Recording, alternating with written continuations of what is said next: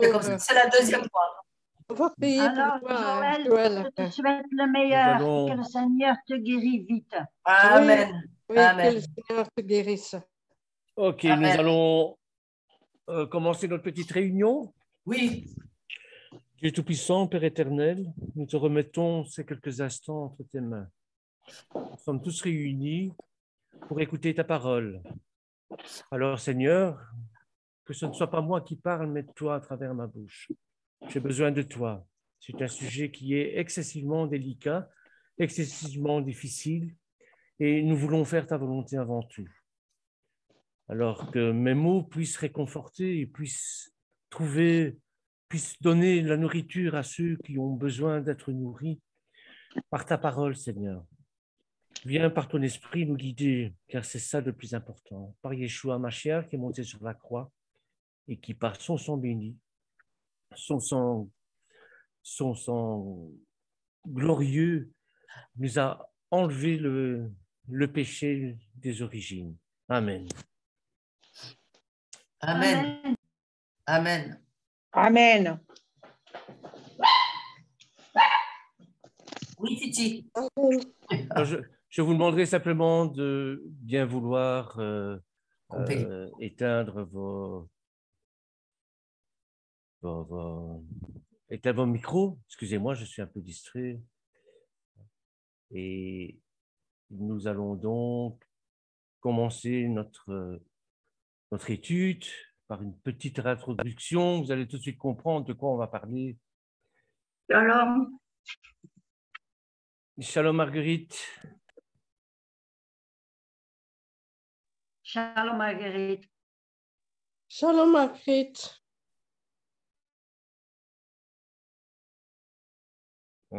Oui, évidemment. Ça commence bien. S'il y a du bruit, plus rien.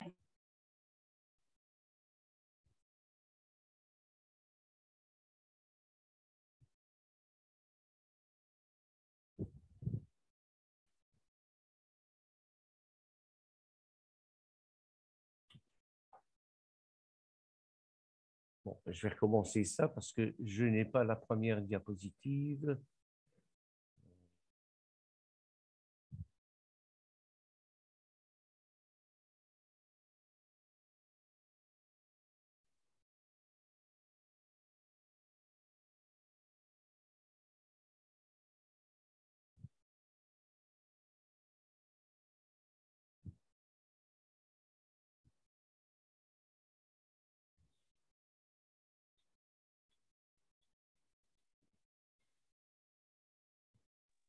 Ah, ça c'est très joli, hein?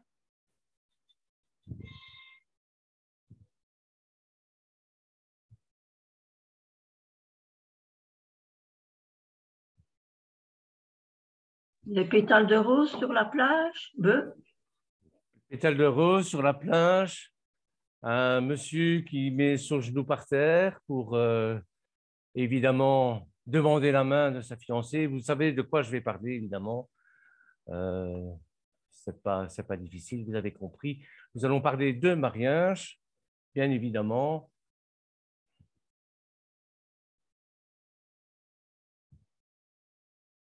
Alors, j'ai mon ordinateur qui fait des siennes. On ne pas changé. Voilà, c'est-à-dire que je vais tirer le message d'aujourd'hui, bien sûr, de la paracha, Ayez Sarah. Ayez Sarah, on nous parle, il y a le thème principal qui est le mariage de Rivka de Yaakov, d'Yitzhak, pardon, de Rivka de Yitzhak. Et je voulais faire l'étude avec vous d'un mariage dans la Brit Hadasha qui est excessivement connu.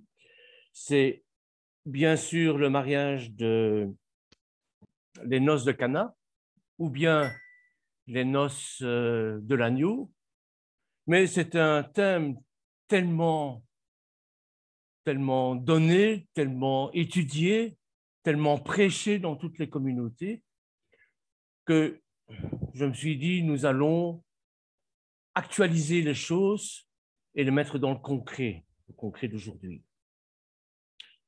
Alors évidemment, c'est un thème excessivement difficile et nous allons faire ce qu'on appelle chez les Juifs un bayit shalom. Chez les chrétiens, on appelle ça un accompagnement au mariage. Et chez les athées, ils appellent ça un conseiller conjugal. Je ne suis pas là pour donner des leçons, évidemment, mais je vais simplement vous donner quelques pistes et surtout des pistes de réflexion sur le thème de l'amour et sur le thème aussi de l'engagement qu'on peut avoir envers une personne ou l'autre. Alors, à qui s'adresse ce petit message? Eh bien, aux gens qui vont s'engager, bien sûr, c'est un fait, mais pas qu'aux gens qui vont s'engager. Je voudrais apporter ce message aussi aux parents.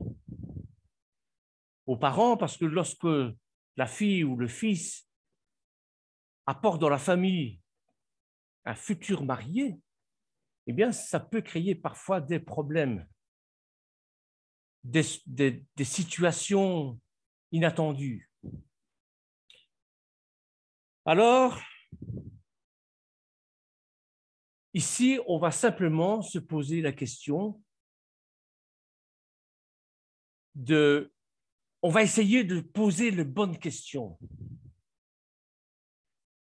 Qu'est-ce qu'il faut faire quand notre fille ou notre fils, ou même nous-mêmes, si nous sommes jeunes, nous tombons amoureux d'une personne d'une confession différente, ou bien d'une personne qui n'a pas de confession, d'un athée, par exemple. Qu'est-ce qu'il faut faire? Donc, c'est une question essentielle pour moi parce que, à notre époque, on doit dire que 50% des divorces, 50% des mariages se soldent par un échec, par un divorce. Et je crois qu'il est temps qu'on se pose ces questions. On ne peut plus faire n'importe quoi non plus, n'importe comment. Donc, bien sûr, d'une manière générale, je vais vous donner un point de vue, et puis je vous donnerai mon point de vue personnel aussi. Et en fonction de ça, vous aurez certainement vos points de vue qui sont dictés aussi par vos expériences personnelles et autres. Encore une fois, je ne suis pas ici comme étant un donneur de leçons, en train de vous dire, voilà, il faut faire comme ça, comme ça, comme ça. Non, pas du tout. C'est simplement une situation actuelle à l'éclairage de la Bible.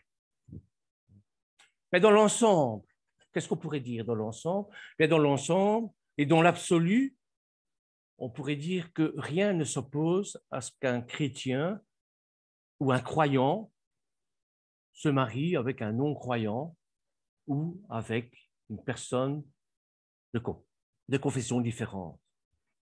Et pourtant, je dis que si rien ne s'y oppose, eh bien, ce n'est pas prudent. Ce n'est pas prudent pour plusieurs motifs. Je vais vous faire passer une petite vidéo, ça se passe en Israël. Ça peut se passer chez nous aussi. Mais bon, on est un petit peu plus laxiste chez nous, donc, mais ça se passe en Israël.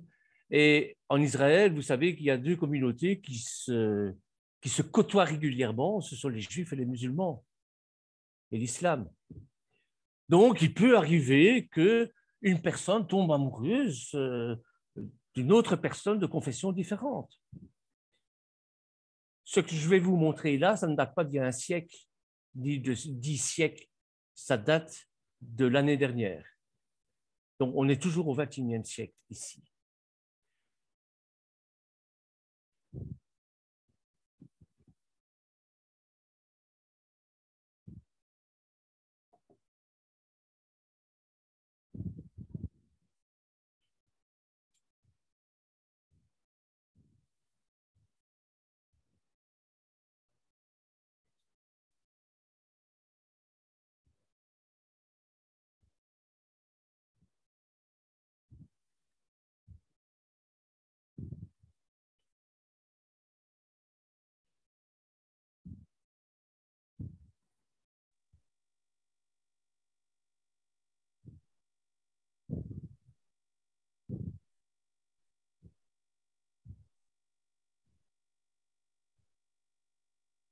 Ah, je ne t'entends pas, Bernard. Je ne sais pas qu'est-ce qui se passe. Je n'entends plus rien.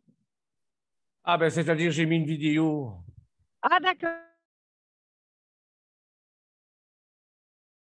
Elle passe pas la vidéo. Non, il n'y a rien. Il n'y a rien? Elle passe pas la vidéo. Ah Non, bon, on voit bah attends. toujours. Je vais remettre.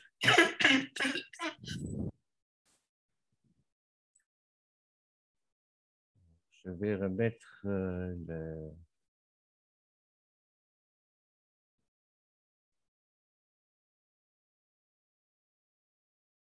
Bon. Bon, je vais remettre ça.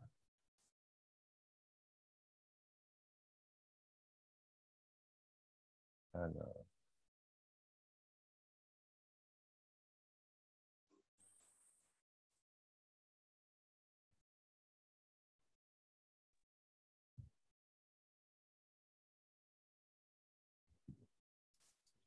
Est-ce que vous voyez? Oui, vous il y voyez. a un écho. Oui. On voit Israël, un mariage mixte et polémique. Il y a un écho, un fameux écho. Oh, oh, oh, oh, oh. Vas-y, clique dessus.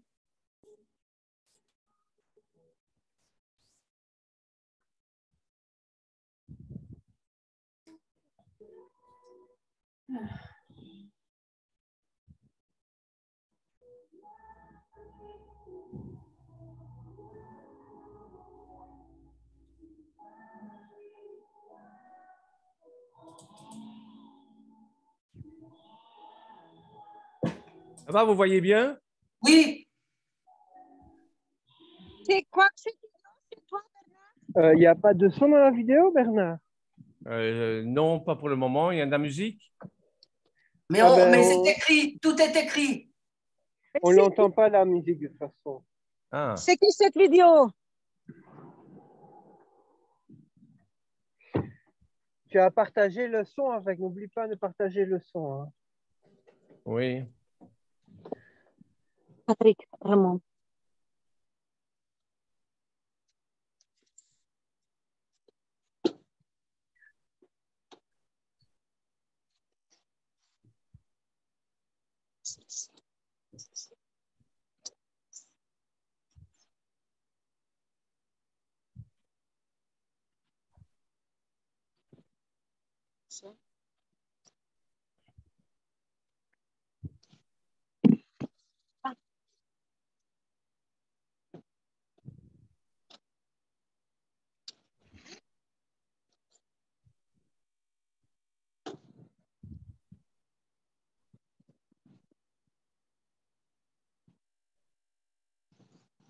Start video. Wat is me dat? Alleen heb ik het probleem. Voilà. Donc, vous avez compris. Hein, désolé pour la musique, mais bon, ce n'était que de la musique sur la vidéo, donc ce n'était pas tellement important. Vous avez compris que dans certains pays, et en Israël comme dans certains pays, le mariage, ce n'est pas du n'importe quoi, c'est quelque chose de très sérieux. Et ça passionne, la passion est tellement là que ça enflamme pas mal de choses, aussi bien dans les familles qu'entre les personnes. Il n'y a pas si longtemps que ça, au Pakistan, là c'est dans le monde musulman, je ne veux pas le montrer du doigt, mais il y a au Pakistan une petite fille, parce que là-bas le mariage est encore arrangé, donc on marie de force les enfants avec de vieux vicelards de 60 ans, des gamines de 14-15 ans avec de vieux vicelards de 60 ans, et la gamine a refusé de se marier et on l'a tuée. Ça existe encore, on est au XXIe siècle. Mais bon, je vous disais que tout était possible parce que nous sommes impactés par tout un tas d'influences. Mais il faut rester prudent, non pas pour les faits tragiques que je vous ai nommés ici, qui sont dans le monde entier, je vais dire, des exceptions, mais pour bien d'autres choses aussi. Il faut rester prudent parce que j'entends ma fille, lorsqu'elle m'a présenté son fiancé, j'entends ma fille me dire oui, mais bon, papa, et ta tolérance, elle est où? Ton Dieu amour, il est où? On est au XXIe siècle, là. Tu prends toujours des textes de la Bible qui a 6000 ans, écoute, évolue un peu. Vous dites, et comme on m'a dit à moi aussi, comme ma fille m'a dit aussi, on ne fera pas les mêmes erreurs du passé que les autres ont faites. Que l'amour va surpasser toutes les difficultés, que vous n'avez pas l'esprit, qu'on n'a pas l'esprit de religiosité, c'est ce qu'elle m'a dit. Je n'ai pas l'esprit de religiosité, car la religion est un truc de coincé qui complique la vie. Et que mon copain ou ma copine est super tolérant et qu'il s'intéresse à mes croyances, etc., etc., etc. Mes frères et sœurs, ça c'est du vécu. Hein. C'est du vécu. J'ai beau argumenter jusqu'à demain matin, hein, ce sont des situations que nous avons certainement tous une fois dans notre vie vécues ou entendues en tout cas. Alors, je sais que quand on est super amoureux, parler de prudence, ce n'est pas ce qu'on a envie d'entendre. Pourtant, celui qui s'occupe du Baït Shalom, le rabbin, celui qui s'occupe de l'accompagnement au mariage chez les pasteurs, chez les curés, hein, eh bien, ces gens-là font partie du service après-vente. Ils ont une responsabilité. Ils ont une responsabilité d'accompagner les couples qui vont bien, mais les couples qui ne vont pas bien aussi. Parce que le mariage, c'est magnifique, c'est très beau, mais c'est très compliqué également. Et je vous dis, 40% des mariages se terminent par un divorce. Je parle ici de mariage au sein d'une même famille de croyants. Vous avez des gens qui tombent amoureux parce qu'ils fréquentent la même église, mais peut-être qu'ils ont des tempéraments différents. Ce n'est pas pour ça qu'ils sont compatibles à une vie de couple. Vous voyez? Donc, si dans une même religion, si dans une même église, si dans de mêmes convictions, il y a des problèmes, que dire lorsque la personne est d'une confession différente? Que dire quand une personne est athée aussi? Alors, le prêtre, le pasteur, le rabbin a un rôle fondamental à jouer là-dedans, c'est-à-dire qu'il doit, bien sûr, conseiller. Le but, c'est quoi? C'est que le mariage soit heureux. Or, le mariage, ce n'est pas pour un mois, ce n'est pas pour un an, c'est pour toute la vie. Et il faut savoir qu'il y a 3 causes de divorce, 3 causes majeures de divorce. La première cause, c'est l'infidélité. Combien de couples volent en éclats à cause d'un coup de canif dans le contrat, comme on dit? La seconde, c'est l'argent. Prends un bête exemple. L'homme et la femme travaillent tous les deux, la femme gagne plus que l'homme, c'est des frustrations. La femme est à la maison, s'occupe des enfants, mais l'homme n'arrive pas à joindre les deux bouts. Pour un homme qui a charge de famille, c'est une frustration aussi. Donc il y a l'infidélité, il y a l'argent, et le troisième pilier de divorce dans un mariage, c'est la religion. C'est la croyance, c'est des convictions. Est-ce que je veux dire par là que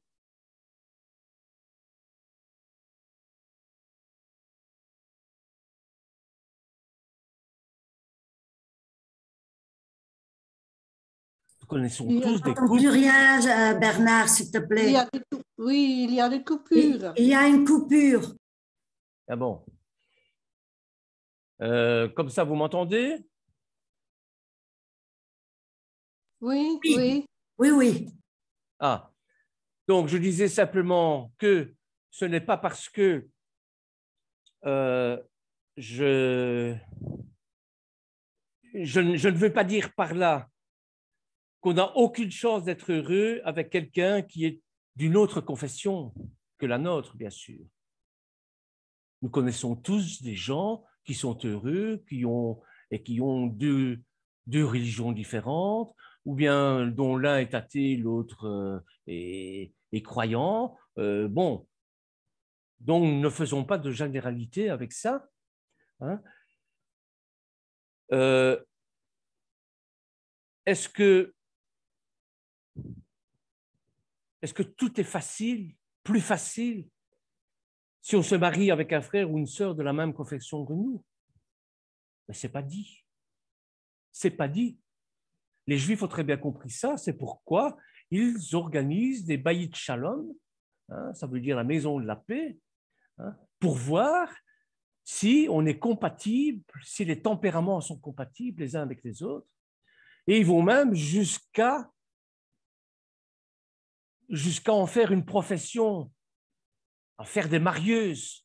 C'est-à-dire, ce sont des gens qui analysent les tempéraments des gens et qui vous disent, bon, ben voilà, vous êtes compatible ou vous n'êtes pas compatible. Par exemple, vous êtes juif, il y en a un qui veut faire son alia et l'autre veut rester chez papa-maman, il y a déjà problème là.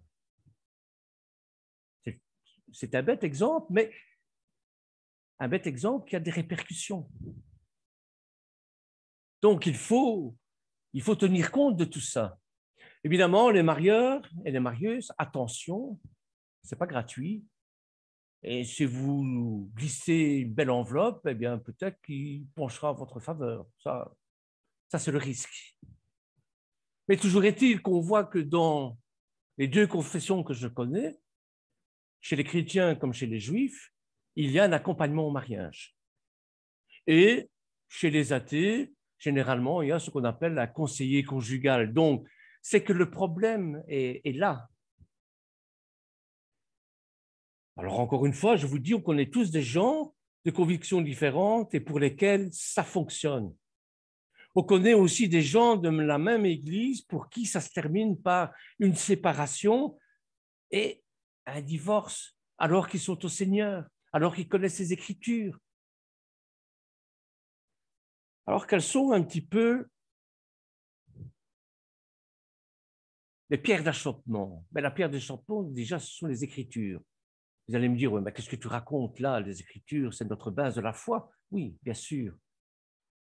Eh bien, on prend généralement 2 versets pour appuyer l'argumentaire en disant non, tu ne peux pas marier une autre personne différente de tes convictions. Et c'est le verset dans Deutéronome au chapitre 7, verset 3. Donc Deutéronome, chapitre 7, verset 3, qui nous dit « Tu ne contracteras point de mariage avec ces peuples, tu ne donneras point les filles à leurs fils, tu ne prendras point leurs filles pour tes fils, car ils détourneraient de moi tes fils qui serviraient d'autres dieux, et la colère de l'Éternel s'enflammera contre vous. Ils te détruiraient promptement. Voici au contraire comment vous agirez à leur égard. Vous renverserez leurs autels, vous briserez leurs statues, vous abattrez leurs idoles et vous brûlerez au feu leurs images taillées. » Bon, dans le judaïsme, à ce moment-là, on est sur le point d'entrer en Canaan et de conquérir la terre. Donc, pas question de faire une assimilation avec les coutumes et les dieux païens qui existent. C'est encore vrai aujourd'hui, ils ont cette conception-là aussi, que je partage à demi, parce que c'est prouvé que si vous assimilez aux coutumes du pays adoptif. Hein, pour plus de facilité, en apprenant la langue, en apprenant un métier, l'assimilation complète, 5 générations, et on ne parle plus de judaïsme, on ne parle plus de Dieu, on ne parle plus de religion. Vous devenez un étranger, vous devenez quelqu'un qui n'a plus cette essence juive en vous, en eux.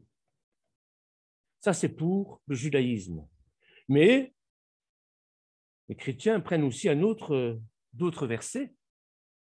C'est 2 Corinthiens chapitre 6, verset 14, qui nous dit « Ne vous mettez pas avec les infidèles sous un joug étranger. Car quel rapport y a-t-il entre la justice et l'iniquité ?» Je suis désolé, mais il y a de braves gens qui sont d'autres confessions et qui ne pratiquent pas l'iniquité. Quel rapport y a-t-il entre la justice et l'iniquité, ou qu'y a-t-il de commun entre la lumière et les ténèbres? Quel accord y a-t-il entre Christ et Bélial? Ou quelle part a le fidèle avec l'infidèle?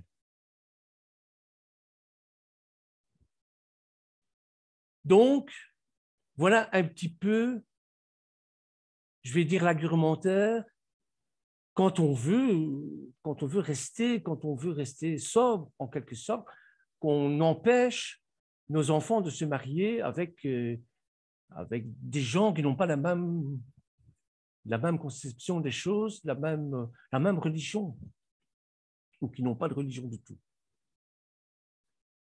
Qu'est-ce qui se passe dans un bailli de shalom? Qu'est-ce qui se passe lorsque le pasteur ou le rabbin, lorsqu'on va montrer sa fiancée, sa future femme au rabbin, au pasteur? On se pose des questions.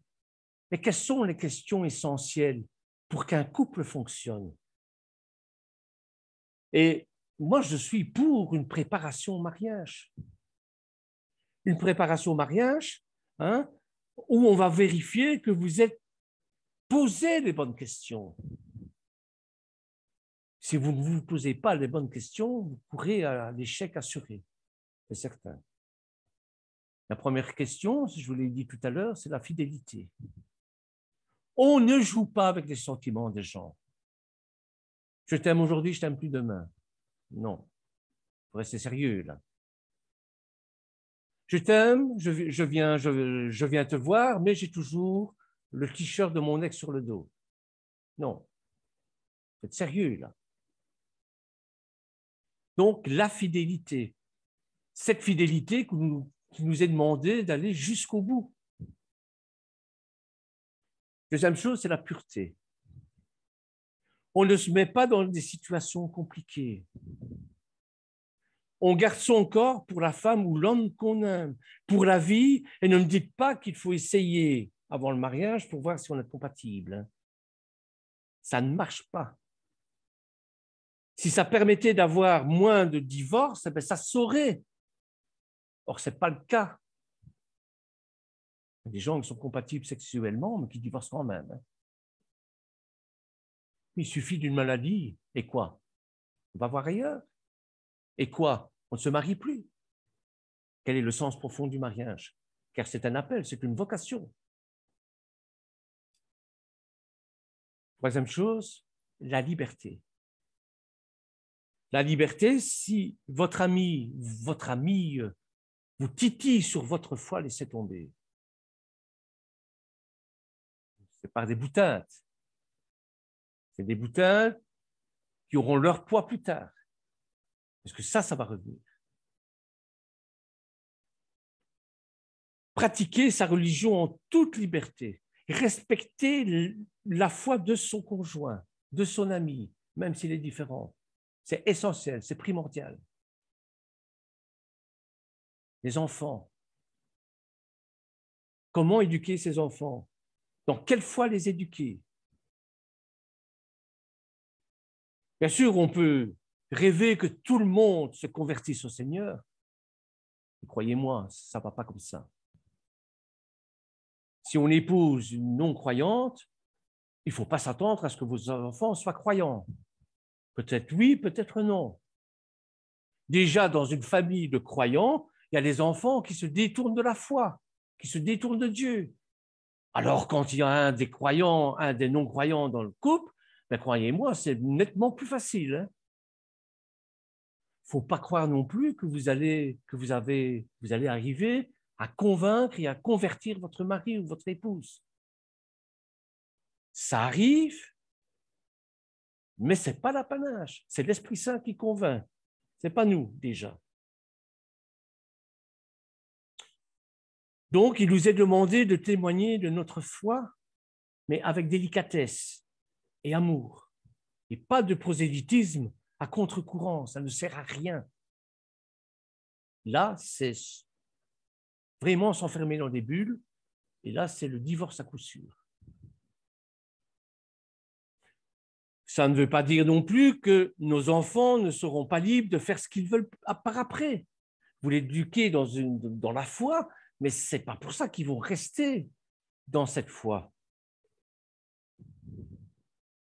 Ça ne veut pas dire non plus que votre conjoint n'a rien à dire parce que vous êtes croyant et que lui ne l'est pas, ou que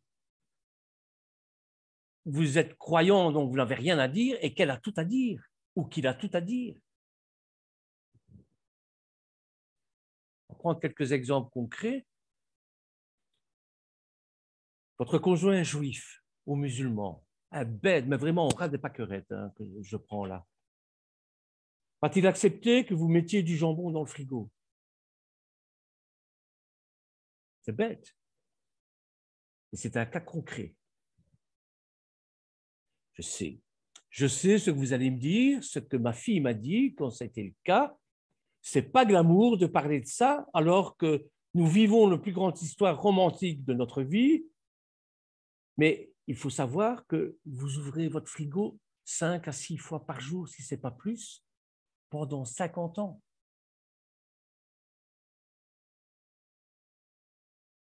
Mangez cachère et votre femme non. Allez-vous tout le temps accepter de faire des plats différents?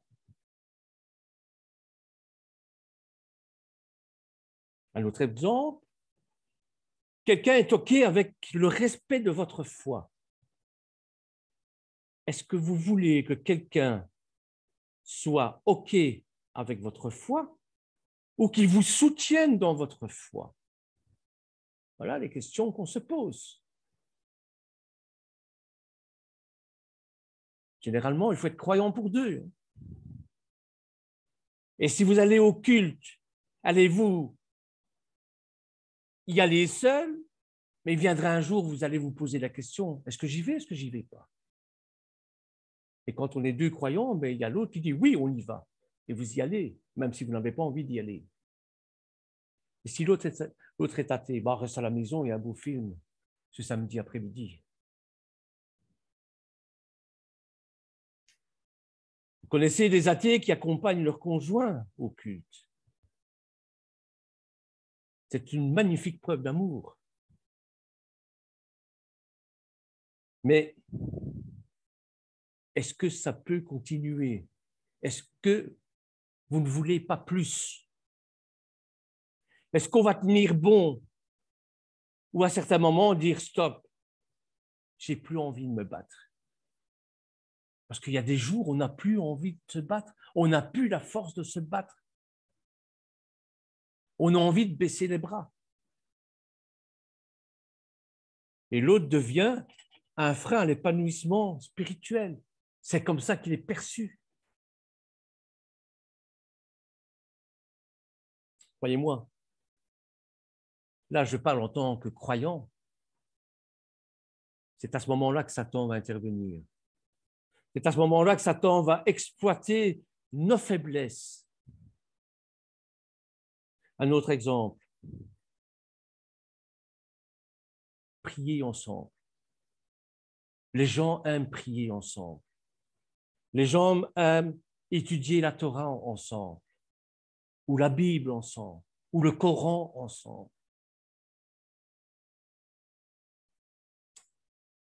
Est-ce que ce sera possible avec un athée?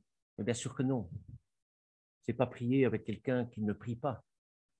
On ne peut pas étudier la Bible avec quelqu'un qui ne croit pas. Votre conjoint est athée, pour lui, la résurrection n'existe pas. Il n'y a pas de vie après la mort. Et ça change pas mal de choses. Hein. Ça change déjà le sens même de la vie, la vision que vous avez de la vie. La vie, pour nous, ce n'est pas naître, manger, boire, se reproduire et mourir. C'est pas ça.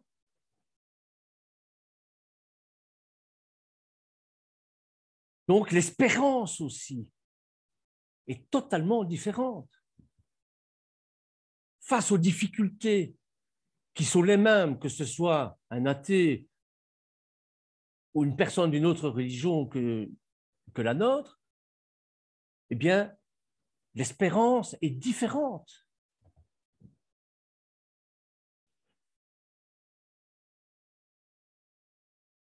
Si les Juifs,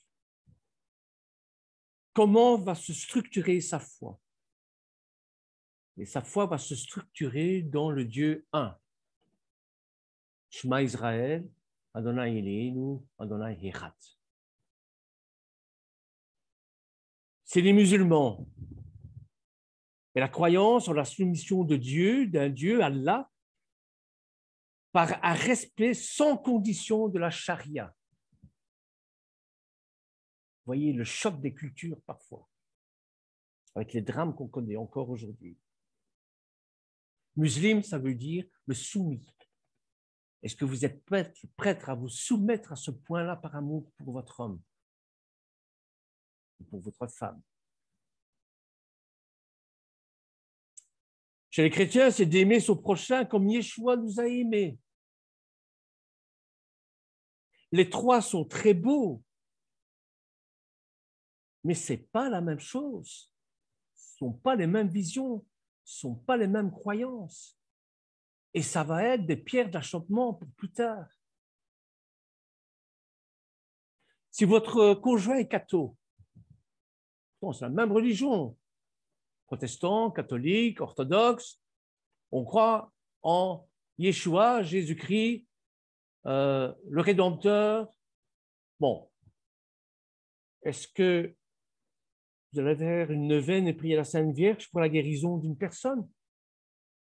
Alors que vous priez aussi pour la guérison de cette personne. Chacun a ses priorités.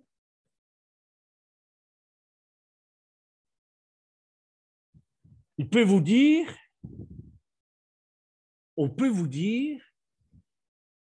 oui, mais c'est un idolâtre. Je n'ai pas à me mêler avec les idolâtres. Oui. Et lui, il peut vous dire, tu n'es pas assez sectaire. Où est l'amour de ton Dieu dans tout ça? Vous voyez? On parlait de sexe maintenant. Non, fermez pas, je vais être très pudique, ne fermez pas votre ordinateur. Hein? Au niveau du sexe, vous n'êtes pas marié avec votre conjoint. Et votre conjoint a envie de faire l'amour avec vous. Et pour des raisons bibliques, vous ne voulez pas, parce que vous n'êtes pas marié. Il peut se sentir frustré et avoir le sentiment que vous ne l'aimez pas assez, que vous ne lui faisiez pas assez confiance. Ou bien il peut dire, OK, je te respecte, mais si les fiançailles durent 1 an, 2 ans, 3 ans, 4 ans, les études de médecine, c'est 7 ans. Alors quoi? Est-ce qu'on aura le courage d'attendre et d'aller jusqu'au bout? Parce que c'est au moment où on a fait une session d'examen qu'on est complètement crevé, hein, qu'on a besoin de réconfort et de se sentir vivant, c'est à ce moment-là que le moment est propice. Eh bien non. Au niveau des enfants, j'en ai un peu parlé tout à l'heure. Comment les élever? Dans quelle foi? C'est compliqué. surtout à l'adolescent, jusqu'au moment où ils ne veulent plus aller au culte et ne plus entendre parler de la religion. Il faudra pourtant leur parler, il faudra parler avec eux et tenir bon pour qu'ils puissent faire la part des choses entre la crise d'ado et les vraies questions. Il faudra leur donner les moyens de rester dans la foi dans laquelle ils ont été élevés aussi. Mais si le conjoint n'est pas croyant, qu'il est athée, ce sera difficile, vous savez. Ce sera excessivement difficile. D'ailleurs, nous allons avoir une expérience dans la paracha qui suit, la paracha Toldot, parce que Rivka est venue d'où? Elle est venue de la Mésopotamie, dans un pays païen, et que Yitzhak est le fils de la promesse, eh bien, c'est déjà là que ça se joue.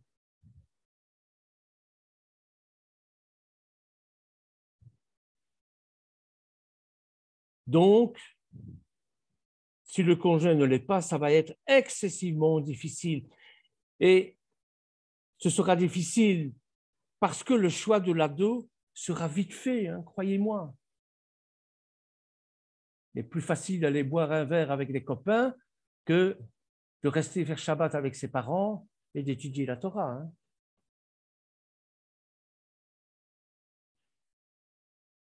Encore une fois, ne croyez pas que vous allez convertir votre mari ou votre femme. Ça arrive, mais c'est très, très, très rare. Alors, si vous n'y arrivez pas avec votre mari et votre femme, que dire de vos enfants?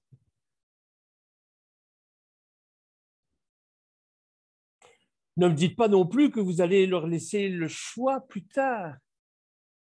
Ce choix, ils ne le prendront pas. Ils ne le feront pas, ou très rarement. Ils iront plus facile. Et d'ailleurs, se dire, bon, plus tard, il aura le choix, il pourra choisir comme il veut, je lui laisse le libre choix, je ne le fais pas baptiser, je ne l'éduque pas dans une confession, il aura bien l'opportunité de le faire plus tard, ce choix. Ben non. Je ne le crois pas en tout cas. Il y aura d'autres choix qu'il pourra faire, oui. C'est certain. Et puis, ce n'est pas résoudre le problème. C'est faire comme s'il n'y avait pas de problème. C'est grave, parce que le problème va ressurgir plus tard. Si on ne résout pas les problèmes maintenant, ils reviennent, inlassablement. Alors, ce qu'on veut, c'est quoi? Mais ce qu'on veut, c'est que la famille qu'on veut fonder soit une famille selon le cœur d'Adonai. Et pour ça, il y a du travail. On veut que toutes les familles soient l'exemple de la sainteté, mise à part pour Dieu.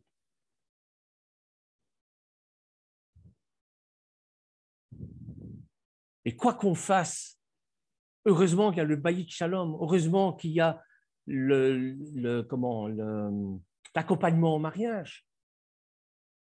Parce que toutes ces cellules-là vont vous aider, vont nous aider en cas de problème à traverser plus facilement les tribulations, bien sûr. Et c'est le rôle du pasteur, du rabbin. Et je vous assure que quand dans son église, il y a un divorce, une séparation, eh bien, il est malheureux. C'est un échec pour lui. Donc, quoi qu'on fasse, ils seront toujours là, ainsi que la communauté, ainsi que Mishpara sera toujours là, pour nous épauler. Non pas pour nous rejeter, parce que Yeshua n'est pas venu pour nous juger, mais pour nous guérir. Non pas pour nous rejeter, mais pour nous accueillir et pour essayer de réparer et essayer de ne pas faire trop de casse, en tout cas. Alors, d'où j'ai tiré toutes ces choses-là? Eh bien, j'ai tiré de la lettre de Paul à 1 Corinthiens, chapitre 7, verset 1, on peut On ne va pas tout lire, bien sûr, jusqu'au chapitre 24, par exemple. Hein. Je vais vous demander de le prendre parce que j'ai tiré de tout ce que j'ai dit ici, de là. Et de l'expérience, bien sûr, que j'ai eue avec mes filles. Hein, et certainement, vous vous êtes reconnus dans ce que j'ai dit. Hein. Bon. Alors, 1 Corinthiens, chapitre 7, verset 1. Parce que ça ne date pas d'aujourd'hui, évidemment. Ces problèmes-là sont récurrents. Ce sont les problèmes de tout temps. Et cette lettre de Paul a été écrite il y a 2000 ans. Alors, voici ce qu'il nous dit.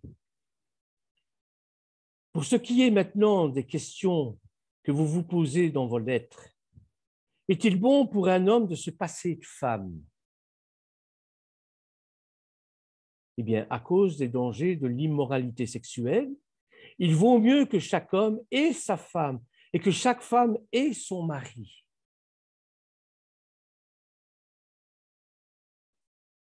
Que le mari s'acquitte de son devoir d'époux envers sa femme et qu'il en soit de même pour la femme envers son mari. Ce n'est pas non plus, je vous ai parlé de liberté tout à l'heure, ce n'est pas de l'asservissement non plus. Ou ça, j'appelle ça un viol dans le couple. Or, on a vu chez certaines confessions chrétiennes que l'homme obligeait sa femme à accomplir le devoir conjugal. C'est inadmissible. La femme ne dispose pas de son corps, mais c'est le mari. Et on s'appuie là-dessus pour ça. Hein. Pareillement, le mari ne dispose pas de son corps, mais c'est son épouse. Et comme la femme doit être soumise à son mari, on joue sur les mots, on joue sur les versets bibliques, évidemment. Ne vous privez pas l'un de l'autre, si ce n'est momentanément d'un commun accord, et seulement dans la mesure où vous pourrez profiter d'un peu de ce temps pour la prière. Ensuite, soyez de nouveaux ensemble, de peur que vous ne succombiez aux tentations de l'adversaire à cause de votre manque de maîtrise. L'homme est ainsi fait, l'homme est l'homme. Hein. Bon, il y a deux choses qui le dirigent, l'homme. Hein. Vous le savez comme moi, hein. Pas la peine de le citer. Et c'est valable dans toutes les confessions, et c'est valable aussi dans les confessions chrétiennes. Et pour préparer ce que je vous dis ici, j'ai lu un magnifique livre que je vous reconseille. C'est, je ne sais pas si vous voyez, attendez. C'est Guérir votre mariage quand la confiance a été brisée. C'est l'histoire d'un meneur de louanges qui allait dans plusieurs églises et qui avait des maîtresses dans chaque ville où il passait. Puis malheureusement, enfin non, pas malheureusement, heureusement, ce qui est arrivé devait arriver, c'est qu'une de ses maîtresses est tombée enceinte. Elle est allée frapper à la porte de sa femme en lui disant, voilà, je suis enceinte, qu'est-ce qu'on fait? Et c'est le témoignage de cette femme, c'est un livre extraordinaire, parce que cette femme n'avait pas, la femme du meneur de louanges n'avait pas envie de pardonner. Elle était trop meurtrie, la brisure était trop grande, la désillusion était énorme. Mais à force de soutien par la communauté de prière, eh bien, elle a pu pardonner à son mari et a presque élevé l'enfant de la maîtresse de son mari. Elle raconte tout ça. C'est poignant, mais il faut savoir que même dans les églises, ça arrive. Et des gens qui ont à charge de culte.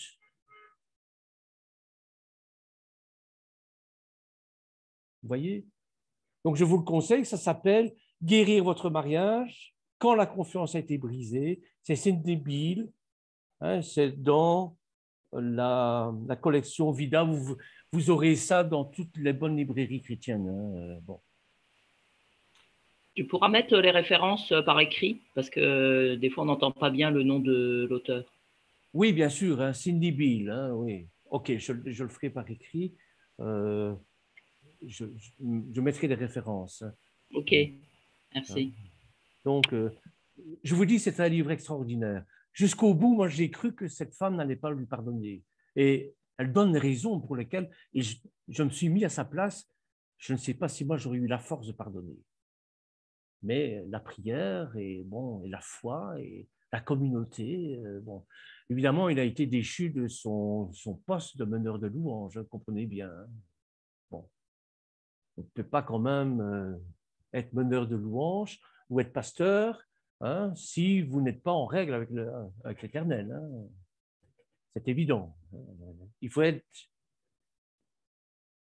d'une morale impeccable pour pouvoir diriger les autres. C'est un fait. Hein. Bon. Donc, on revient donc à 1 Corinthiens chapitre 7, verset 4. Donc, les femmes ne disposent pas de leur corps. Verset 5. Ne vous privez pas l'un de l'autre, si ce n'est que momentané, d'un commun accord, et seulement dans la mesure où vous pourrez profiter d'un peu de temps pour la prière. Ensuite, soyez de nouveau ensemble, de peur que vous ne succombiez à la tentation de l'adversaire à cause de votre manque de maîtrise. C'est le témoignage que je vous ai cité ici, ça parle de ça. Je vous dis ces choses non comme commandement, mais comme un conseil. En fait, j'aimerais que tous les hommes soient comme moi, mais chacun a reçu de Dieu un don personnel. L'un ce don-ci, l'autre ce don-là. Voici ce que je déclare également aux célibataires et aux veufs. Il est bon qu'ils demeurent non mariés comme moi. Mais s'ils ne savent pas se maîtriser, qu'ils se marient, car il vaut mieux se marier que de continuer de brûler du désir sexuel. À ceux qui sont mariés, je donne ce commandement. Et ne vient pas de moi, mais du Seigneur. Donc ici, Paul fait la distinction entre les conseils humains qu'il donne et maintenant l'ordonnance de Dieu.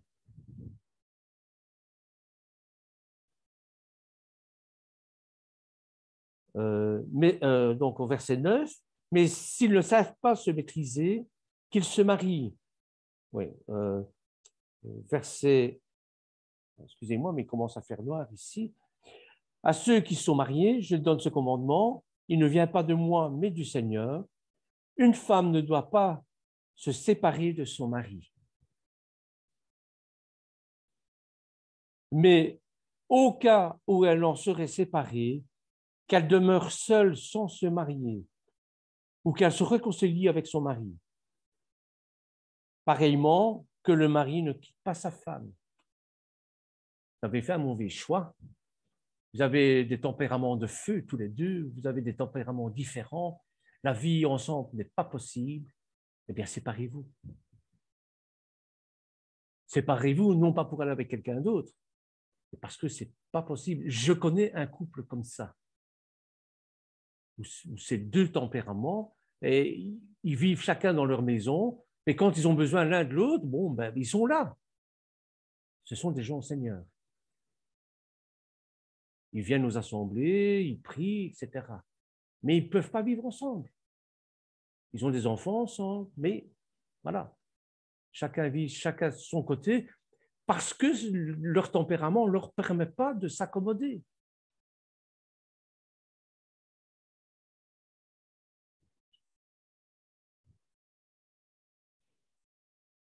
Alors, aux autres, voici ce que je dis. Moi-même et non le Seigneur. De nouveau, c'est lui qui parle. Ce n'est pas le Seigneur. Si un frère est marié à une femme non croyante et qu'elle soit satisfaite de vivre avec lui, qu'il ne la quitte pas. Donc, il n'est pas nécessaire qu'une personne non croyante ou une femme non croyante quitte son mari ou sa femme, s'ils s'accordent comme ça. Pareillement, si une femme est mariée à un non-croyant et qu'il soit satisfait de vivre avec elle, qu'elle ne le quitte pas. En effet, le mari non-croyant a été mis à part pour Dieu, pour sa femme. C'est lui qui apporte la bénédiction de la famille. Et la femme non-croyante a été mise à part pour Dieu, pour le frère. Autrement, vos enfants seraient impurs, alors que maintenant, ils sont mis à part pour Dieu. Mais si un des conjoints non-croyants se sépare, qu'il demeure séparé. Dans de telles circonstances, le frère ou la sœur ne sont pas liés, car Dieu vous a appelé à vivre en paix. Vivre en paix. Je crois que c'est ça le leitmotiv. Dans un couple, qu'on soit croyant ou pas croyant, il faut vivre en paix. Et si la paix, si le shalom n'est pas dans la maison, dans la bête, c'est pour ça qu'on a appelé Bayit Shalom d'ailleurs, eh bien, il faut se séparer. Il faut se séparer.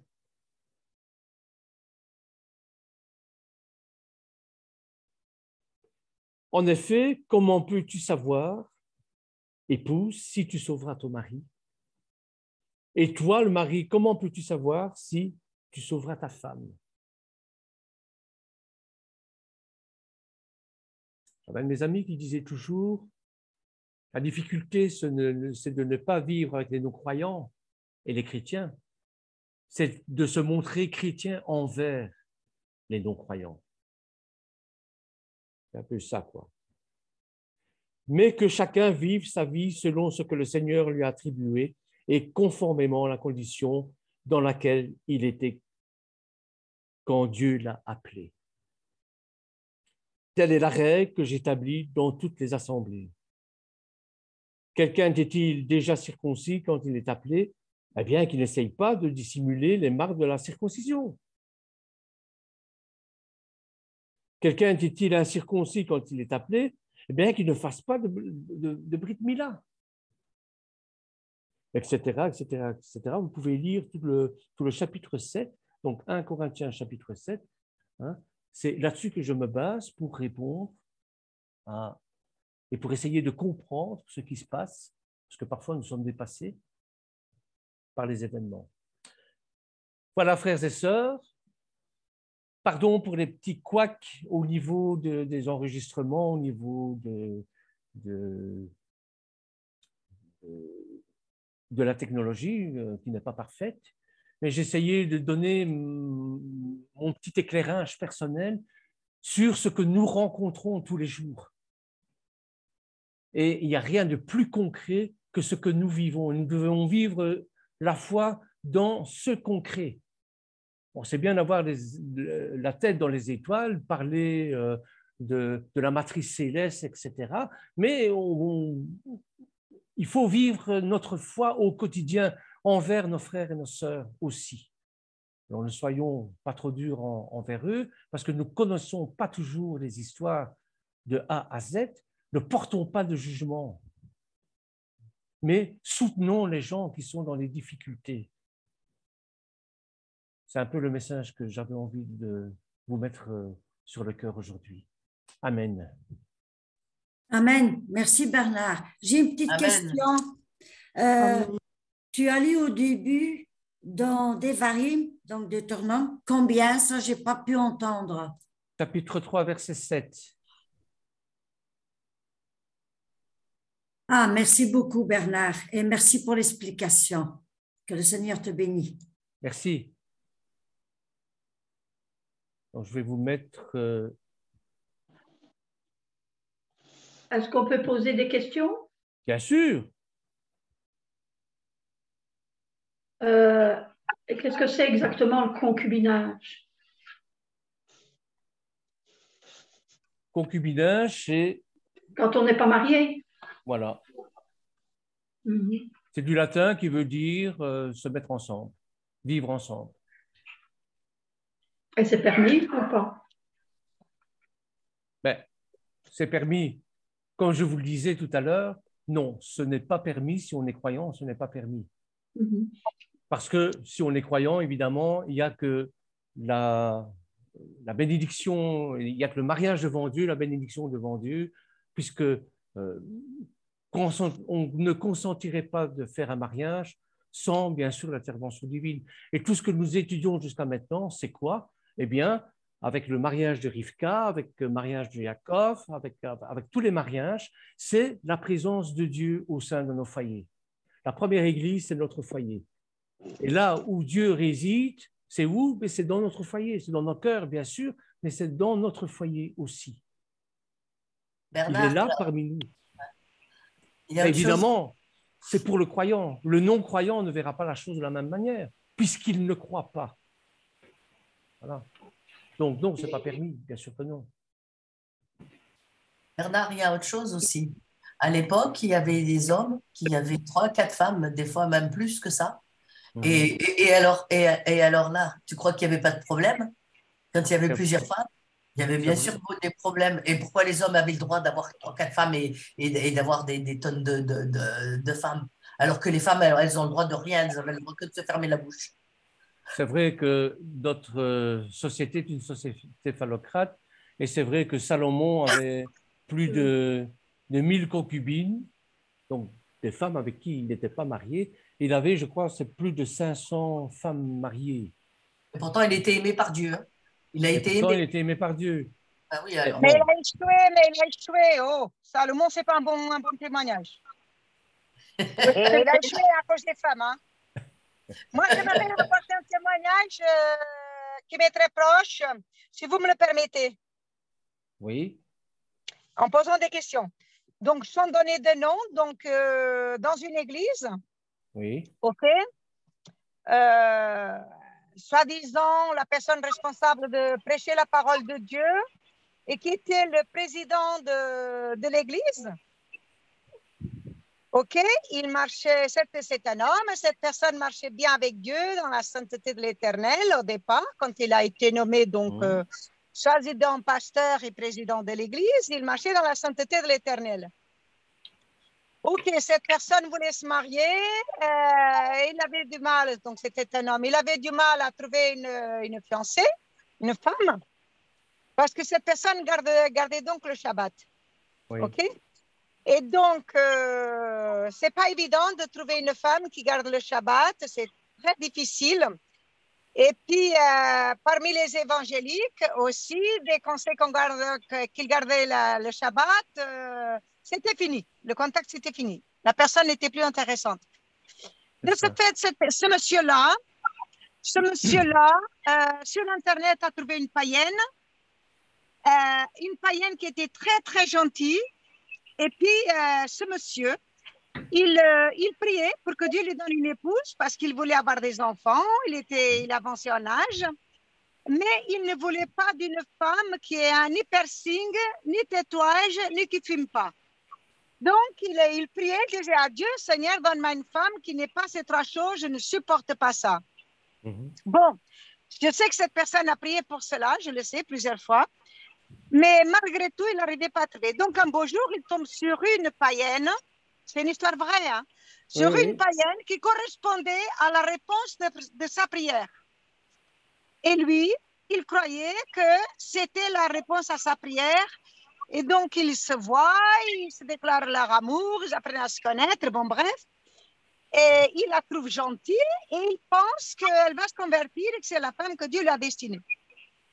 Écoutez bien cette histoire, c'est une histoire vraie. Bon, la fille, elle avait bien beaucoup de problèmes, énormément. Et ce monsieur, c'était la solution à tous ses problèmes. Donc, en quelques mois à peine, elle a quitté son appartement pour faire des économies. Elle est venue s'installer chez le monsieur, pas besoin de payer.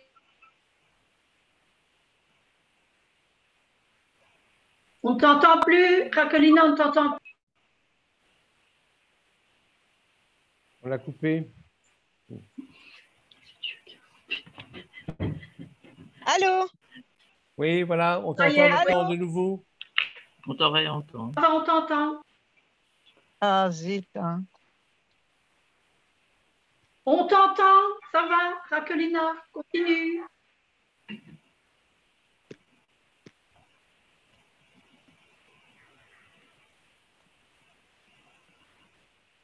Vas-y. Bon, si quelqu'un veut ajouter quelque Allô? chose. Oui, ça y est, tu es là? Voilà, tu es Oui. là, vas-y. Oui.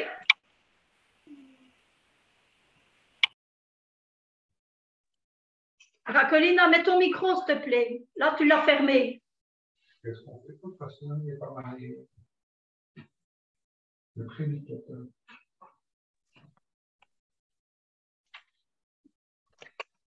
Et, excusez-moi, j'ai été coupée par un coup de fil. Allô, Voilà. vous m'entendez? Oui, oui, vas-y. Je peux continuer? Vas-y. Oui, Ok, excusez-moi parce que voilà, c'est ma fille qui entre. Voilà. Je suis dans la voiture et mon mari va rentrer dans la voiture. Donc, ben voilà, cette personne-là, donc la fille, elle a déménagé, elle s'est installée chez lui. Et donc, lui, il pensait que par sa gentillesse, elle allait se convertir. Aujourd'hui, ils sont en concubinage.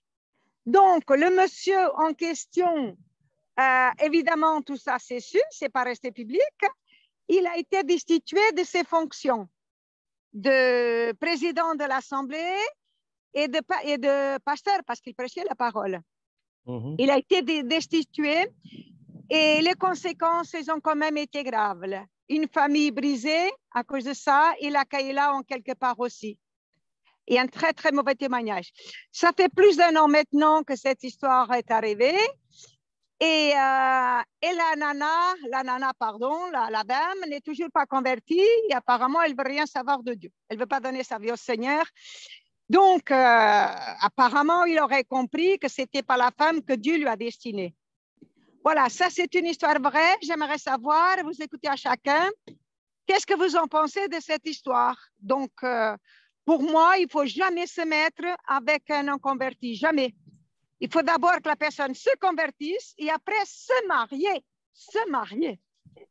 et pas le concubinage. Moi, je pense contre le sincèrement, concubinage. je pense que tu es à côté de la plaque. Je pense sincèrement que tu es à amen. côté de On la dit plaque. amen. Mais Je je dis vous amen, écoute, c'est je écrit. vous écoute. C'est ton truc. Tu es à côté de la plaque complet. Moi, ça fait 52 ans que je me suis mariée et avec un chrétien et je l'adore. Il est magnifique. Donc, Attends, tu vois je parle de concubinage. Je dis, Non, je suis contre le concubinage. C'est ce que j'ai dit. Je ne suis pas contre le mariage. je suis restée 17 ans. Je suis restée 17 ans avec mon mari sans être mariée et je me suis mariée par la suite. Et maintenant, ça fait 52 ans que je suis avec lui et je l'adore. Et c'est un chrétien. Donc, je pense qu'il n'y a pas un exemple. Il y a des milliers d'exemples. Et voilà, et qu'on doit être souple. Et qu'on doit être souple. C'est pour ça qu'on parle et c'est pour pas, ça qu'on s'écoute les uns les autres, Joël. Oui. Ne prenez pas des... Mais bon, des cas comme ça, il en existe ici, énormément. Elle parlait d'un prédicateur. Ici, elle parlait d'un prédicateur. Oui. Oui, c'est quelqu'un qui a aussi des responsabilités dans l'Église. On est bien d'accord. Cette personne, ce monsieur, il avait des responsabilités au sein de l'Église. Il était le président de l'Assemblée et le prédicateur. Et donc, il a chuté. Et puis, déjà, il avait prié. Donc, cette personne correspond à ce qu'il avait demandé dans la prière. Il se dit, voilà, c'est Dieu, elle va se convertir. Et un beau jour, ils ont chuté. Et après, ils ont décidé de se mettre ensemble. Ça fait plus d'1 an. Rien n'a changé. Aujourd'hui, la personne, les conséquences sont graves parce que le péché apporte toujours des conséquences, d'une manière ou d'une autre. C'est évident. Voilà, c'est l'expérience. Alors, je vous écoute. Dans toutes les églises, il y a des cas comme ça. Il y a même des gens qui sont au Seigneur, qui chantent ensemble, qui étudient la parole ensemble, qui ne sont pas mariés.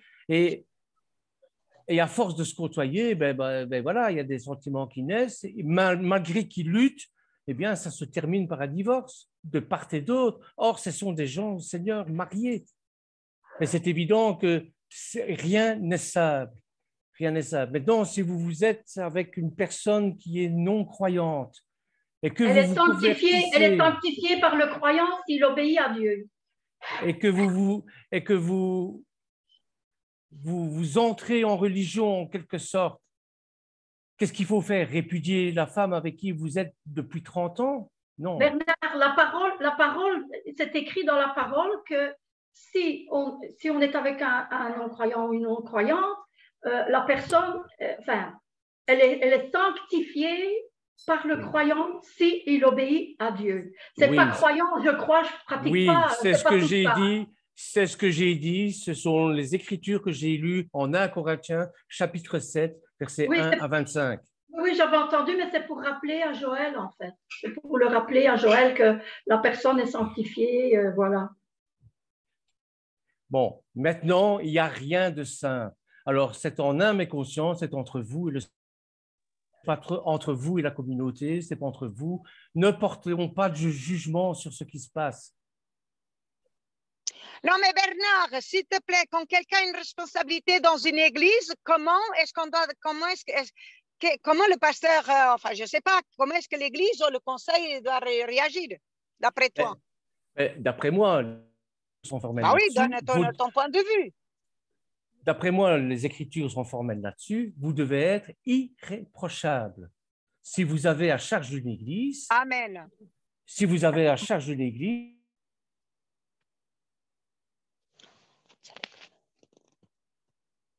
je t'entends plus. C'est notre pasteur et Thérèse. C'est le couple pastoral. C'est-à-dire 50% de la réussite d'une église, c'est la femme comme l'homme. On ne peut pas échapper à ça. Je ne peux pas dire qu'il y a eu une coupure et je ne peux pas dire je suis chrétien. Lionel, il y a du bruit. Je ne peux pas dire que je suis chrétien, que je suis au Seigneur et que je suis ses voies si je vais au bordel. Ça n'a pas de sens. Et c'est ça le drame. Vas-y, Lionel. Choisi l'extrême, là. Maintenant, je demandais Je juste. pense qu'il faudrait revoir ce que c'est exactement l'obéissance à Dieu. Pour tous. Pour les prédicateurs, pour les pasteurs, pour nous, pour tous. Parce qu'on ne marche pas complètement. Désolée de le dire. Je suis fâchée, là. Amen. Le jour où je ne te verrai pas fâché, c'est que les poules auront des dents. Mais c'est bien, c'est une scène. Non, avant, je n'étais jamais fâchée parce que j'étais dans le monde et je ne comprenais pas la parole. Voilà, je suivais une religion. Donc, moi, je pense que maintenant, et j'ai entendu quelque chose aussi, éduquer les enfants. Non. Les parents doivent être un exemple pour les enfants parce que les enfants copient sur les parents. Et en plus, nous, on doit être un exemple pour tous ceux qui sont autour de nous. C'est exactement si on n'y a pas été, les gens sont faits en ordre. Voilà. Amen, amen. Par éduquer les enfants, c'est ce que je dis. Ils devront être des exemples, certains. Ben, oui, je suis tout à fait d'accord. Pour Bernard, je t'avais juste demandé de répéter parce qu'on n'avait pas bien tout compris. Il y a eu une coupure entre le moment où tu expliquais avec le président d'une assemblée et tout pouf. Après une coupure et puis tu as parlé de pasteur et Thérèse. Je ne sais pas ce que tu as dit entre les deux. Et pour répondre, c'est vrai, on doit être un exemple. Ça, c'est juste. Mais il faut savoir aussi qu'on peut toujours quand même tomber, mais il faut savoir faire teshuva, il faut savoir faire repentance et savoir revenir. C'est pour ça que l'Apocalypse, il y a les lettres aux différentes églises. Qu'est-ce qu'il dit à chaque fois? C'est un appel à faire teshuva, à faire repentance. Il dit revenez à moi, revenez dans le bon chemin, refaites tout correctement, et comme ça, alors je n'éteindrai pas le chandelier. Amen, amen. Je suis d'accord. Amen. Repentance. Ça donne voilà. Donc voilà. En tout cas, un grand merci à tous. Et ne t'inquiète pas, Marguerite, tu as raison. Une sainte colère, parfois, il faut aussi. Mais ce sont des saintes colères. Hein, amen, bien. amen, amen. Amen à la sainte colère. J'étais dans le monde et la colère était sur moi aussi. La colère de Dieu était sur moi. Et j'étais après, quand j'ai fait Teshuva, quand le Seigneur m'a touchée, j'ai vraiment été en colère avec tout ce que j'avais fait. Et voilà. Et ça se répercute dans les familles. Comme le mensonge et tout ce qui s'ensuit, voilà. Et ça ne doit plus exister dans l'assemblée.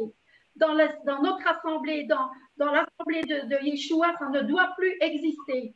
Pas de mensonge, pas de tricherie, rien, rien. Tout doit être correct.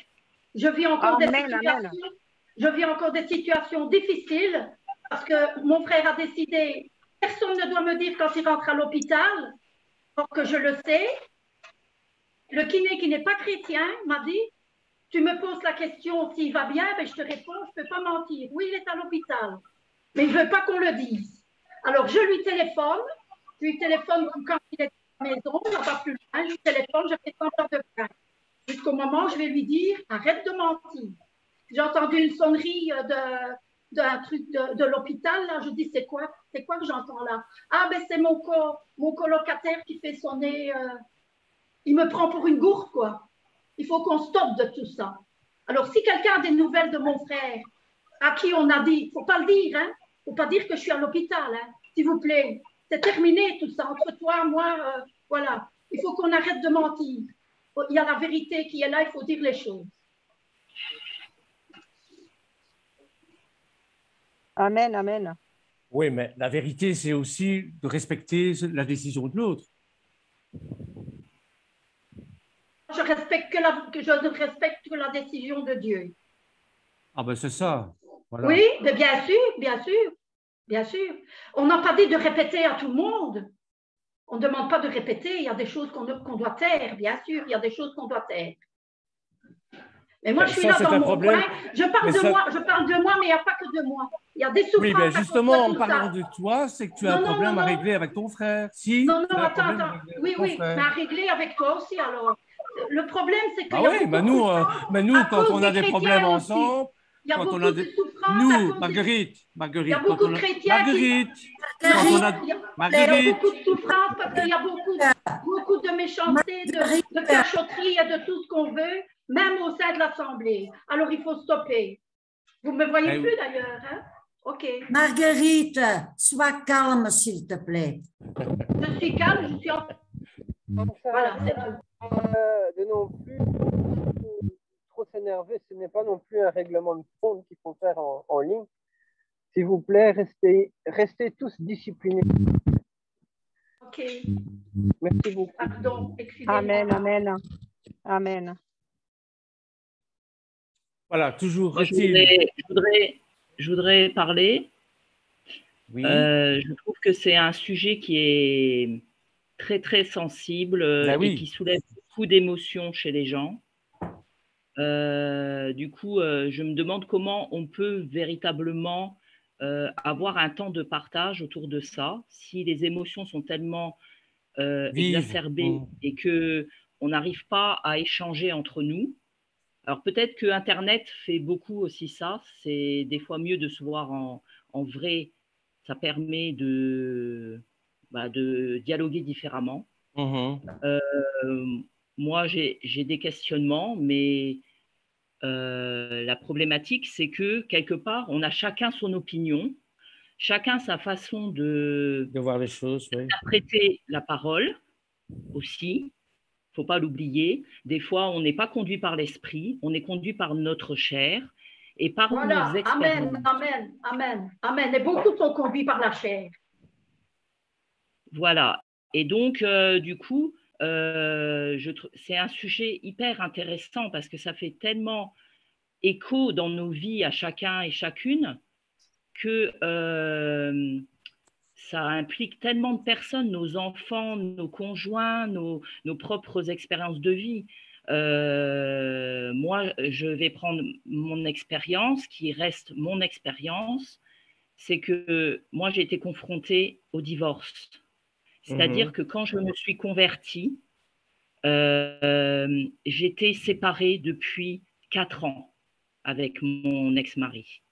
Et je me suis, du coup, liée à ma conversion, l'idée du divorce s'est imposée à moi parce que c'était une situation qui ne pouvait pas durer dans le temps, c'est-à-dire c'est soit je divorçais, j'actais le divorce, soit je revenais vivre avec mon ex-mari. Et là, je me suis trouvée confrontée à ma conscience et à la parole de Dieu. Je me suis dit, mais qu'est-ce que je dois faire ? je connaissais rien à la parole, je venais de me convertir. J'étais dans un tiraillement, dans un combat intérieur. J'ai fait mon ex-mari à l'époque a voulu faire une démarche de conseillère conjugale que j'ai acceptée à l'époque. Et donc, j'étais dans ce travail-là depuis 2 ans avant de me convertir. Donc, quand la parole de Dieu est venue dans ma vie, fatalement, je me suis posé la question, mais est-ce que j'ai le droit de divorcer? Est-ce que je peux divorcer? Et à l'époque, les amis chrétiens que j'avais autour de moi me disaient que c'était une question complexe, qu'il fallait prendre différents paramètres, etc., etc. Mais ça ne répondait pas à ma question. J'ai prié longuement Dieu de m'éclairer, de me dire mais vers quoi je devais aller. Et moi, là, ce que j'ai eu comme révélation en lisant la parole, c'est que dans mon cas, sur le moment, je me suis dit, mais je ne peux pas divorcer. Je ne suis pas dans les cas clairs, je dis, hein, je parle des cas clairs dans la parole. Je n'étais pas dans ces cas-là. Et du coup, mais en moi, il y avait ce combat qui était que c'était au-dessus de mes forces de retourner avec mon mari. Et donc, à l'époque, je me disais, mais je ne reçois pas de réponse de Dieu claire. Et j'ai dit à Dieu, j'ai dit, Seigneur, je prends la décision, même si c'est à l'encontre de ta parole. Je ne le sais pas, je n'ai pas la conviction ferme, mais je vais prendre la décision de divorcer parce que je ne peux pas, c'est au-dessus de mes forces de retourner avec lui. Et aujourd'hui, par contre, j'ai la conviction liée à la parole que je ne peux pas me remarier, je ne peux pas, voilà, parce que j'ai pris une décision et qu'il y a des conséquences à ma décision. Et ces conséquences-là, elles ont inondé ma famille aussi. Mes enfants, quoi qu'il arrive, un divorce entache dans le futur les relations qu'on a avec nos enfants, etc., etc. Bon, je ne vais pas rentrer dans les détails. Du coup, moi, je me retrouve aujourd'hui avec une conviction personnelle, mais je me rends compte que la parole, elle est quand même vaste à ce sujet-là, que chacun vit des choses différentes, avec des émotions qui sont là. Et du coup, d'échanger sur ce sujet, c'est délicat, on le voit bien. Les gens sont réactifs, ils sont un peu à fleur de peau, ils se sentent accusés dans ce qu'ils ont pu vivre, faire, etc. Donc, est-ce qu'en une réunion, on va pouvoir voir un peu, faire le tour de la question? Je ne pense pas du tout.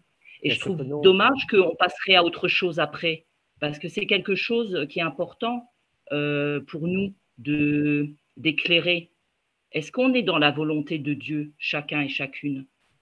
Moi, c'est des questions que je me pose tous les jours. Si ce que je fais est dans la volonté de Dieu, tous les jours, je me pose ces questions-là. Et tous les jours, j'ai des doutes, j'ai des questionnements, et je peux pas les poser. Je peux les poser à personne, parce que je fréquente personne. J'ai aucune assemblée autour de chez moi. J'ai quasiment aucune personne croyante autour de moi. Donc, à qui je vais les poser? Donc, je suis contente qu'il y ait cette possibilité-là de se réunir et d'évoquer ces questions-là. Mais en même temps, on voit bien que c'est compliqué et difficile pour chacun et chacune. Voilà. Bien sûr, bien sûr. Merci pour le témoignage, c'est vraiment bien. C'est vraiment bien ça.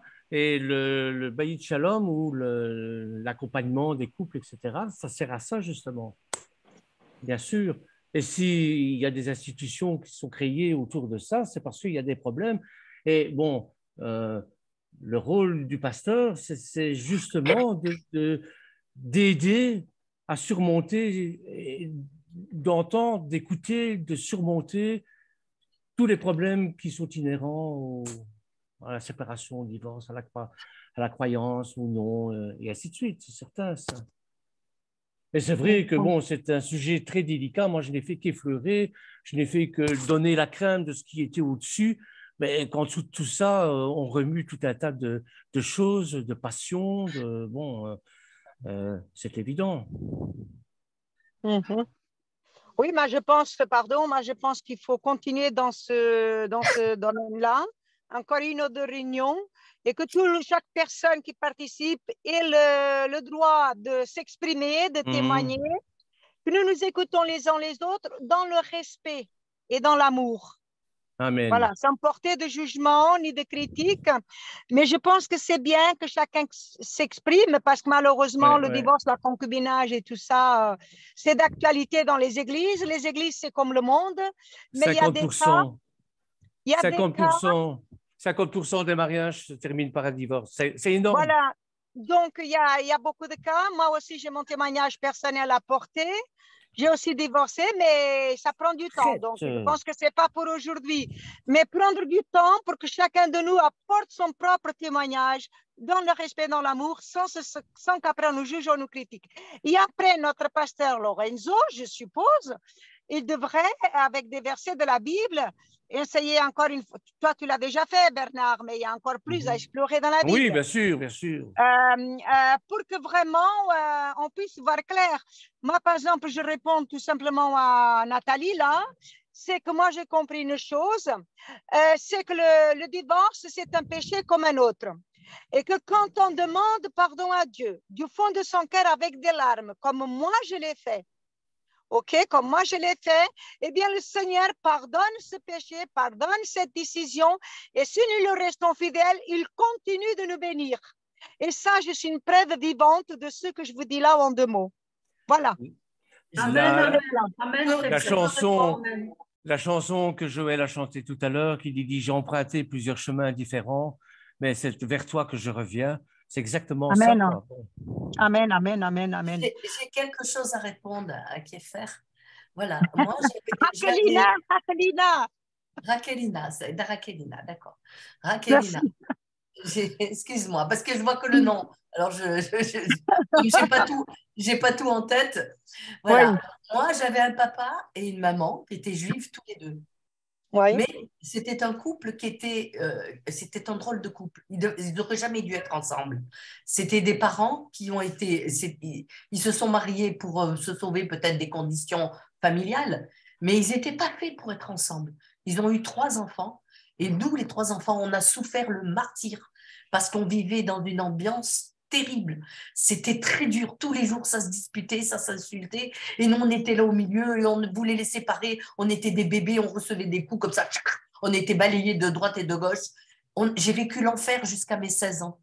Et à mes 16 ans, tous les soirs, à mes 10, 12 ans, tous les soirs, je me mettais devant la fenêtre et je priais le bon Dieu. Je disais, Seigneur, envoie-moi un mari qui m'aime, me protège et me respecte. Seigneur, envoie-moi. J'avais 10. Et alors à la maison, j'avais un papa et une maman juive, mais il y avait aucune fête, aucune religion, il n'y avait rien.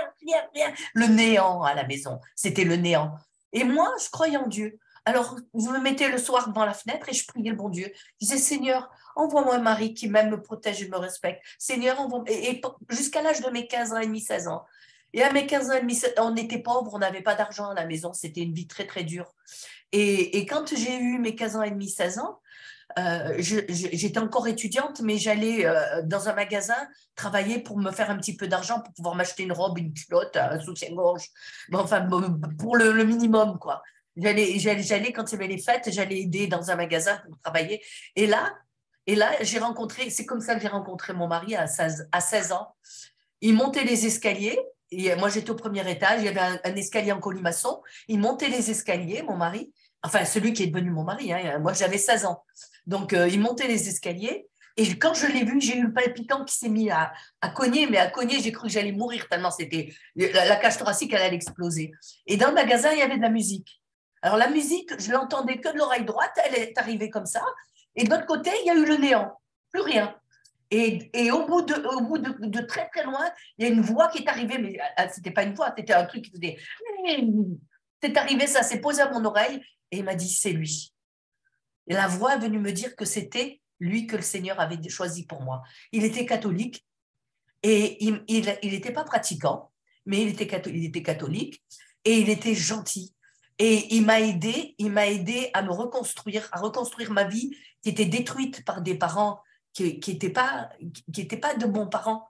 Donc, il m'a aidé à devenir une femme et à devenir bien. Et plus tard, j'ai commencé à étudier la Bible. Je me suis approchée de la Bible et j'ai commencé à faire des études. Et lui, il m'a jamais dit qu'est-ce que tu fais là avec ça, alors que lui, il n'est pas du tout là-dedans, hein, c'est pas son truc. Il m'a jamais dit. Et même quand je voulais aller à la synagogue, eh ben, il m'amenait à la synagogue, il mettait la kippa, il se mettait tout au fond et il attendait que ça se passe parce que moi, j'aimais bien faire le grand pardon. C'était la seule chose que je faisais à l'époque. Et donc, et puis après, petit à petit, j'ai appris. Et maintenant, je fais les Shabbats à la maison, je fais les prières, je fais tous les Shabbats. Et lui, il prend le douche, il mange le mossé et il me dit jamais rien. Et c'est un catholique. Et moi, je sais qu'il a été envoyé de Dieu parce qu'il a été envoyé de Dieu. Donc, si tu veux là-dessus, ce que je veux dire par mon témoignage, il ne faut pas d'avoir des idées arrêtées et croire que mes parents étaient tous les deux juifs et ils n'étaient pas pratiquants. Et c'était des personnes qui ne s'entendaient pas du tout. Et j'ai vécu l'enfer durant ma jeunesse jusqu'à mes 16 ans. L'enfer. Voilà, je voulais témoigner. Et je pense que mes parents, s'ils avaient divorcé, peut-être ça aurait été mieux pour nous. Parce que quelque part, on a beaucoup souffert. Moi, ma sœur, mon frère. On a énormément souffert. Merci Joël pour ton témoignage. Merci. Merci Joël. Tu as raison. Merci Joël.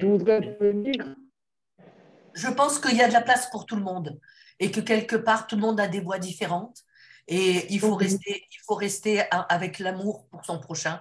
C'est ce qu'il faut parce que bon, c'est des expériences, c'est la vie qui est comme ça. On a tous des expériences à vivre et il y en a qui divorcent parce qu'ils ne peuvent pas faire autrement. Il y en a qui ne divorcent pas, mais ce n'est pas mieux pour les enfants et tout. Il y a tous les cas de figure. Le monde est très divers et il faut avoir beaucoup de compassion pour les uns et les autres.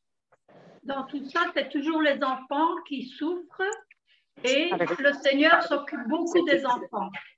Le Seigneur s'occupe des enfants et c'est lui qui nous ramène à lui. Ce n'est pas nous qui choisissons, c'est lui qui nous ramène à lui. Moi, je sais que c'est le Seigneur qui m'a attiré à lui. C'est exactement ce que j'ai vécu. C'est ce que j'ai vécu. C'est le Seigneur qui m'a repêché. Voilà. Et ton mari est sanctifié par toi, Joël.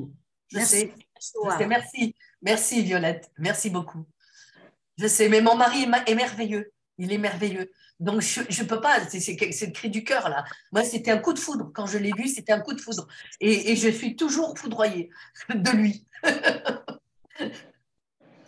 C'est beau, je souhaite à tout le monde de vivre ça, c'est tellement beau.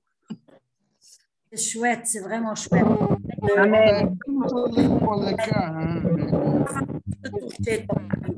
Ça viendra. Du tout. On prie. Je prie pour ta famille, Joël. C'est Violette. Je la connais. Bernard, ton micro est fermé. Ben, il faut dire que chaque cas est différent. Chacun vit plus ou moins pareil. Bon, frères et sœurs, on va terminer la réunion ici parce que bon, ça va nous amener trop loin. Ça va nous amener trop loin.